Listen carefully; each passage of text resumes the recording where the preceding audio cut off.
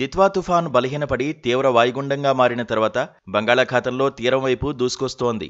గంటకు 5 నుంచి 6 కిలోమీటర్ల వేగంతో తమిళనాడు, పుదుచ్చేరికి అతి సమీపంగా పయనిస్తూ చెన్నైకి చేరువగా వచ్చింది. చెన్నైకి తూర్పున 50 కిలోమీటర్లు, నెల్లూరుకు దక్షిణ ఆగ్నేయంగా 170 కిలోమీటర్ల దూరంలో కొనసాగుతోంది. మరో 2 రోజులు ఉత్తరంగానే పయనించి చెన్నైకి ఉత్తరంగా తీరం దాటడం లేదా సముద్రంలో బలహీనపడే అవకాశముందని వాతావరణ నిపుణులు అంచనా వేస్తున్నారు. రాయలసీమ, దక్షిణ కోస్తాలో పలుచోట్ల, మధ్య, ఉత్తర కోస్తాలో అక్కడక్కడా భారీ వర్షాలు కురుస్తున్నాయి. మేఘాలు ఆవరించడంతో చలి వాతావరణం నెలకొంది. నెల్లూరు జిల్లాలో వేకువజాము నుంచి రాత్రి వరకు ఎడతెరిపి లేని వర్షం కురవడంతో జనజీవనం స్తంభించింది.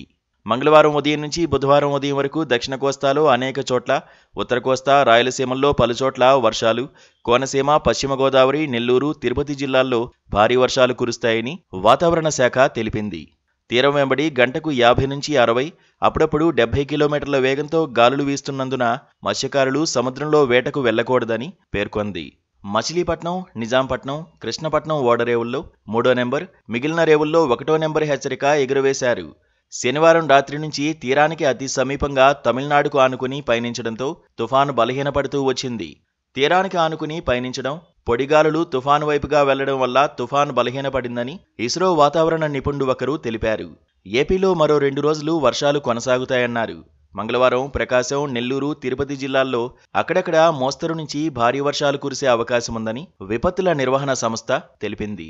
కాకినాడ, కోనసీమ, తూర్పుగోదావరి, ఏలూరు, కృష్ణా, ఎన్టీఆర్, గుంటూరు, బాపట్ల, పల్నాడు, రాయలసీమ జిల్లాల్లో తేలికపాటి నుంచి మోస్తరు వర్షాలు కురిసే అవకాశముందని పేర్కొంది.